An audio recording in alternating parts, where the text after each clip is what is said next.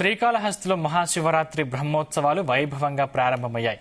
భక్త కన్నప్ప కొండపై ధ్వజారోహణంతో మహాశివరాత్రి బ్రహ్మోత్సవాలను శాస్త్రోక్తంగా ప్రారంభించారు. శ్రీకాళహస్తి అంటే ఏ భక్తుడికైనా మూడు మూగజీవాలతో పాటు గుర్తొచ్చేది భక్త కన్నప్ప.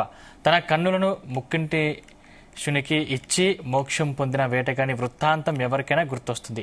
ఇక్కడ ఆలయంలో నిర్వహించే పూజలలో అగ్రతాంబూలం కైలాసనాథుడు తన భక్తుడైన భక్త కన్నప్పకు ఇచ్చాడు. తాను కొండ కింద వెలసి తన భక్తుడు భక్త కన్నప్పకు కైలాసగిరి పర్వత పంక్తుల్లో శిఖరాగ్రంలో అవకాశం కల్పించాడు. దీనిని బట్టి శివయ్య భక్తులకు ఎంతటి ప్రాధాన్యత ఇస్తాడనేది అర్థమవుతోంది.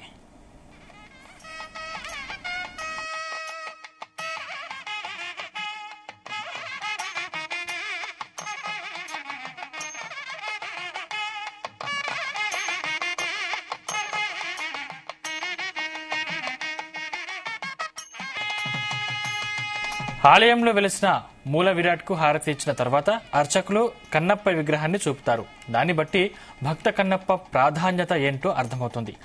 ఈ విశేషాల వల్లనే మహాశివరాత్రి బ్రహ్మోత్సవాలలో మొదట భక్తుడైనటువంటి భక్త కన్నప్పకు పూజల నుంచి ధ్వజారోహణముతో బ్రహ్మోత్సవాలు ప్రారంభమవుతాయి.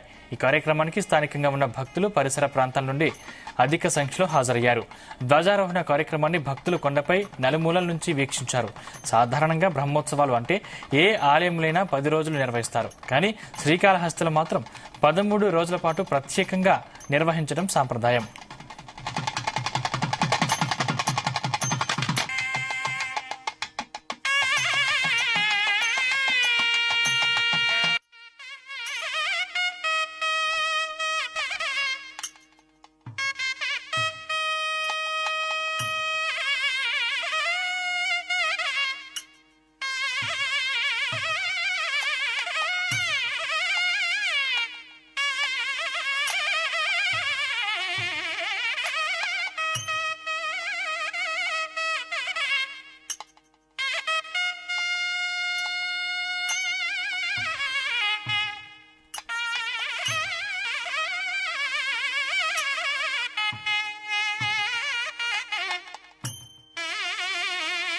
శ్రీ భక్త కన్నప్ప స్వామి వారికి ధ్వజారోహణ కార్యక్రమం నిర్విఘ్నంగా కొనసాగింది.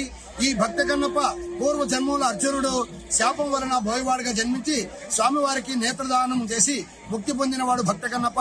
ఈ క్షేత్రంలో భక్తికి ప్రాధాన్యత ఎక్కువ కాబట్టి ఈ మహాశివరాత్రి బ్రహ్మోత్సవం నందు మొట్టమొదటిగా భక్త కన్నప్ప స్వామివారికి ధ్వజారోహణ కార్యక్రమం పూర్తి చేసుకుని అటు వెంబట శ్రీ స్వామివారి యొక్క బ్రహ్మోత్సవాల్లో భాగంగా కూడా ఈ రోజు నిశాకాల సమయం ముందు ప్రదోషందు శ్రీ స్వామివారికి బ్రహ్మోత్సవం భాగంగా కూడా మొట్టమొదటిగా విఘ్నేశ్వర పూజ, పుణ్యాహవాచనము, మృత్సంగ్రహణ, అంకురారోపణ, వాస్తు శాంతి కార్యక్రమాలన్నీ కూడా అత్యంత వైభవపేతంగా నిర్వహించబడతాయి. ఈ కార్యక్రమాలు అన్నింటిలో కూడా భక్తులందరూ కూడా అధిక సంఖ్యలో పాల్గొని శ్రీ జ్ఞానపశునాంబ సమేత శ్రీ కాళహస్తీశ్వర స్వామివారి యొక్క ఆశీస్సులు పొందవలసినదిగా కోరడమైనది. ఈ సంవత్సరం భక్తులందరూ కూడా మహిళా భక్తులందరూ కూడా ఒక రవిక, గాజులు, అదేవిధంగా పసుపు, కుంకుమ ఫ్రీగా ప్రతి మహిళా భక్తులకు ఇవ్వాలని నిర్ణయించుకోవడం జరిగింది. అదేవిధంగా ఉచితంగా వచ్చినట్టు ప్రతి ఒక్క దర్శనం చేసుకున్నటువంటి ప్రతి భక్తులకు కూడా ఉచితంగా ఒక లడ్డు ఈ రోజు నుంచే ప్రారంభించాము. బ్రహ్మోత్సవాలు కంప్లీట్ అయ్యే వరకు కూడా అదేవిధంగా ఇవ్వడం జరుగుతుంది.